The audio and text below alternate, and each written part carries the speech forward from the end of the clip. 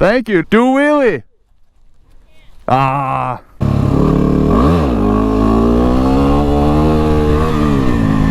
Alright, what is up guys? Welcome back to the channel. Obviously today we are not in my shop and I am not working on bikes. I am kind of taking it easy today. I'm going to go for a little ride and show you guys some abandoned places. So I'm kind of starting up a new motovlog series on my channel, which is going to highlight some abandoned places from, you know, near where I live. And I'm gonna kind of dive into the history of, you know, how these places came to be. So that's basically gonna be the whole premise of, you know, this motovlog series. I'm calling it Abandoned Moto. Obviously, I'm on a motorcycle, and actually I'm gonna highlight that. This is my 2017 Yamaha WR250. She's pretty fun. So I actually traded a bike for this, and I got it with dirt tires, ended up buying another set of wheels, so I got some Sumo tires, Sumo wheels on here right now, Supermoto wheels, Sumo, some guys know the language, but anyways, so I've been ripping around this thing for pretty much most of this season, and this is going to be kind of like my adventure bike that's going to help me get into some of these places, to get to some of these abandoned areas that might not be as easy to get to on your regular sport bike. So this is gonna be my little trusty steed, and we're gonna go check some places out today. So right ahead right here is a sneak peek at another location that I'm gonna be doing in the future on another motovlog series episode. That is the old abandoned Summit Park Mall right there. So it's pretty big. I can't really get into it, but I mean, just riding around the outside would be neat to you know, kind of go over. So actually the place we're going to today is in Niagara Falls, New York, and it's got a really bad history to it. It's basically just a big chemical dump site that this town was built on top of, and a lot of the residents got sick. It was just unfit for anybody to live in, and it's basically just been wiped off the map right now. It's just a big empty field where houses used to be. It's kind of sad actually. So the place we're going to is actually called Love Canal. There's a little sneak peek at the mall. Yeah, so we're heading to Love Canal right now. This is a town on the west side of Niagara Falls, and basically the way that it got its name, Love Canal, kind of sounds like romantic and whatnot, but I think it was in the late 1800s. There was a guy, his name was William T. Love, and he had these plans of building this canal from, it was like the lower Niagara River to the upper Niagara River, basically just cutting through this plot of land, because he wanted to allow electricity to feed these little towns. But you know, as construction of the canal went on, the technology had advanced, and basically his plans of building this canal for hydroelectric power just were not effective anymore. So he you know, had started building this canal, and he had basically just, you know, let it be and just abandoned it. So then there was, you know, this big ditch essentially. I think it was like 3,000 feet long, maybe like 100 feet wide, and it was like 7 to 16 feet deep, I believe. So basically there was just this big hole in the middle of, you know, this area in Niagara Falls that had just been not used anymore. So what happened is the town of Niagara Falls, they started using this canal as a dumping site for, you know, town waste, city waste. So actually right here we're entering Love Canal right now, 102nd Street. So I mean, there's houses and stuff all over here, but as soon as you get to, you know, on the other side of this bridge, yeah, basically once you get to the other side of that bridge, you know, it's mostly like industrial construction and stuff that's over here now. But once we get up here a little bit farther, there's really not much of the town anymore. So I'll kind of rewind a little bit. So now we have this big ditch that's in the middle of, you know, Niagara Falls, and it's, you know, they're starting to throw trash and city waste in it and stuff. And there's a local chemical company that ended up buying this plot of land, this canal, from the city of Niagara Falls, and they started dumping their chemical waste in it. And I have no clue how, but you know, the city was fine with this. And you know, over time, I think it was the early 1900s, they bought the land, and they just started dumping tons and tons of chemicals into this canal, essentially. And over time, they ended up dumping 22,000 tons of chemicals, basically, like, you know, a couple football fields away from me right now. So that big canal used to be right over there. They dumped, you know, 22,000 tons. Now, when I first heard that number, I'm like, okay, you know, 22,000 tons, you know, it's a lot, but it doesn't seem like, you know, a lot. And let me put that into a different number for you. 22,000 tons of chemical waste is 44 million pounds of chemical waste. I feel like that number kind of serves it more justice of how grand of a scale this is. And it's just ridiculous that, you know, you've got these residential houses right here on one side of the road, and on the other side everything is just totally abandoned. I mean, I can't believe that there's still houses, like there's one or two within these streets that people are still living in. But I mean, you can see there's that house, but everything else, you know, these streets are just deserted. All of these, there used to be hundreds of homes on either side lining all of these streets, and now, you know, I just went over that one over there. There was, you know, one or two houses, and now I'm going down this one, and you know, there's basically nothing. So now at this point in time, you know, this chemical company, Hooker Chemical, they had dumped 22,000 tons of chemicals into this canal, and now at this point it was basically filled up so much that they really couldn't fill it up anymore.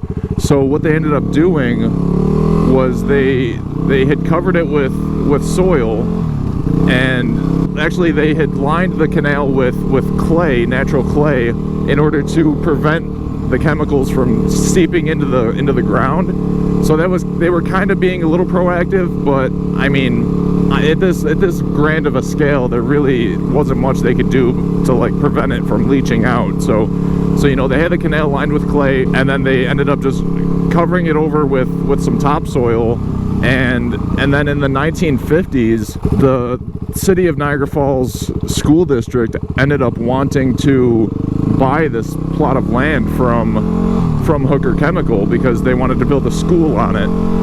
So right here, we're actually, so this fence right here is technically Love Canal. I'm in Love Canal right now, but this is the road that runs parallel to basically like the exclusion zone. So you know, the city of Niagara Falls ended up buying this plot of land off of Hooker Chemical for essentially $1. Hooker Chemical was just, you know, trying to get rid of it, try and cut ties with the land, and they signed this long, you know, disclosure agreement saying that they're not responsible for anything that might happen due to all these chemicals that are in the ground right here. And you know, the city of Niagara Falls bought the land, and they built a school right on top of the land. So it was actually 99th Street, which is no longer here anymore. You ran directly through the center of this area, and 99th Street was the first school that was built over in this area, and it was sitting on a toxic dump that, you know, kids are going to school, they're spending, you know, 8 hours a day here, and they're being exposed to all these chemicals that are seeping up through the ground, and nobody knew. There was actually stories where they interviewed people, and they're like, my son was playing in the playground, and you know, he's playing in the grass, and you get these chemicals that are seeping up through the ground, and you know, of course, you know, kids are going to be kids, and they're going to be interested in, like, you know, play in the mud, play in the dirt, and little do they know, you know, it's toxic chemicals that got dumped here. After the school district bought the plot of land, they essentially started to develop the land around this area, because this was all undeveloped previous to, you know, the chemicals being dumped here. So they developed all the land, and once the company started, you know, excavating, breaking that soil barrier, that's when, you know, stuff started getting disturbed, and, you know, they broke that clay barrier, and stuff started leaking into the ground. So that's really what kind of ruined the fate of, you know, this area. If they would have left everything undisturbed, it would have been fine. But, you know, they started developing, digging for, you know, foundations for houses, and it just started stirring all that stuff up. It wasn't until 1978 that President Jimmy Carter ended up declaring this a disaster zone, just because of all the chemicals. And it wasn't up until this point that they used federal funds to fund something like this. Usually, you know, those federal funds would be set aside to, you know, natural disasters for like hurricanes, tornadoes, and, you know, this was the first of its kind where, you know, they're using federal funds for cleaning up something that's, you know, man-made, that has been created. So 1978, Jimmy Carter signed that, passed that bill, and they started the Cleanup Act. You know, they started blocking off some zones and basically trying to contain the chemicals to the best of their ability. So then fast forward to 1988, and the EPA did some testing on the ground surrounding this site, and they basically said that, you know, there's Love Canal right here. Everything to the east is basically uninhabitable, and everything to the west over here is fine. But I mean, as you can see, you have the driveways and the foundations of where these houses used to be just lining this area, and, you know, everything's gone. No, everybody moved out. I wouldn't want to have that across the street from me, you know, living here, and, you know, knowing that there's this giant chemical site right across the street from me. You know, that's very unnerving. So basically, you know, from there in 1988, people started leaving, and this is basically what's left over. Just these abandoned streets with all these remnants of where houses used to be. Now it's basically just like an urban playground. You know, kids come back here, see all the graffiti on the ground. It's a fun area for supermotos too. So this used to be, you know, somebody's driveway.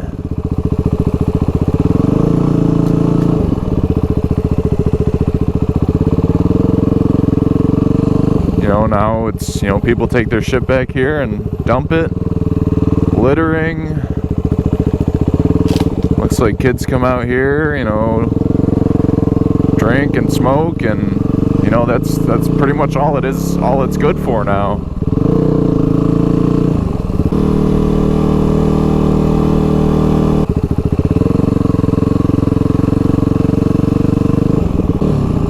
Hopefully I don't pick up any nails in these areas. So you can see they got the roads all blocked off. Luckily for me, I can scoot right between. I mean, even if I was, you know, people in these houses, I would still be unsettled, to say the least. But I mean, a lot of these people, you know, they've been living here for, you know, 40, 50 years. They really can't do much. I mean, this is their home. This is where they grew up. This is where they started families.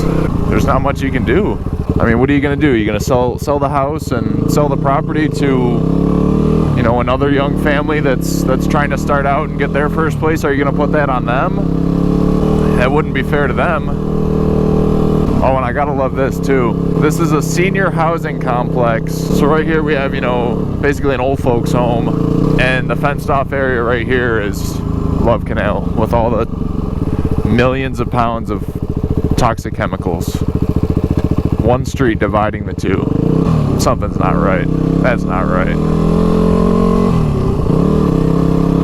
So currently they do have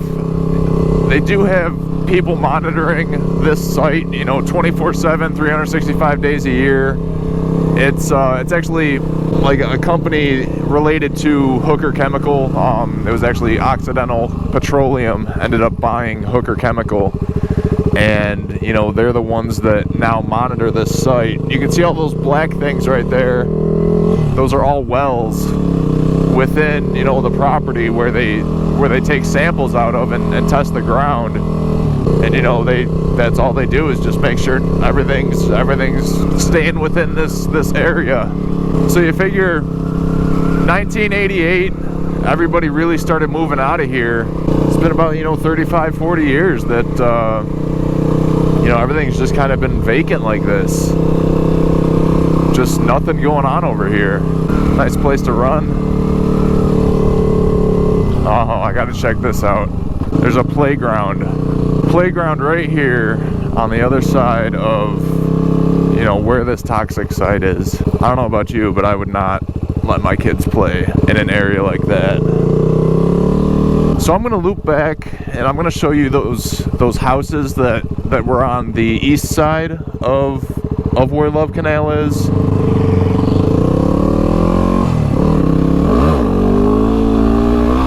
I gotta be careful with the wheelies. Cops have been out like crazy the last couple days. It's the end of the month. Trying to fill that quota, get that cash.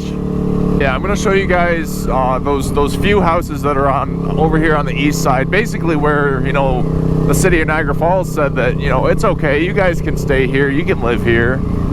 And, unfortunately, they just have to deal with what the cards that they were dealt. So, this is one of the only, I think, inhabited houses right here. I mean, this is probably a good half mile of just empty road. Good place for practicing.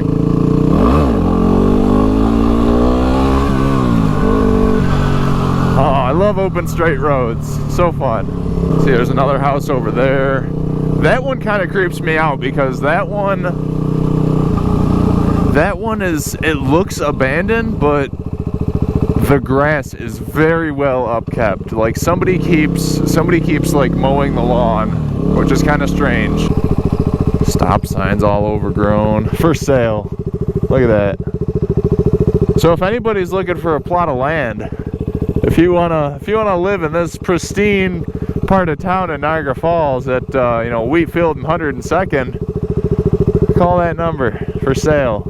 I mean, just look at this. Just the state of what this area has become. It's crazy. It's crazy because I've lived, in Western New York for my entire life, and this is my first time actually being out here, and this is only like 15-20 minutes from where I live. So I mean, look at this. Everything's well upkept, but I mean, it looks abandoned. I don't know. Got this house here. This one is really, this one's all boarded up. Another for sale sign. Yeah, this one's all boarded up. No trespassing, private property. A couple old vehicles there. And then again, just nothing. There used to be hundreds and hundreds of houses along here, and everything's just been wiped out because of what happened to this area. Just TVs, tires, litter, trash, all over this place.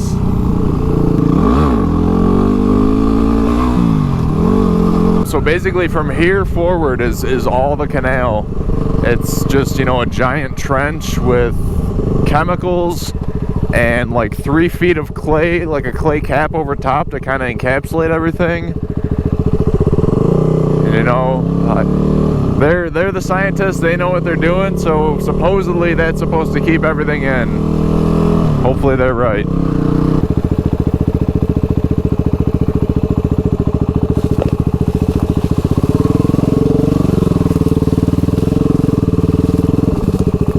Man, I love adventure bikes. Liquor bottles, beer bottles. Somebody's living room probably used to be right here. And we're back out.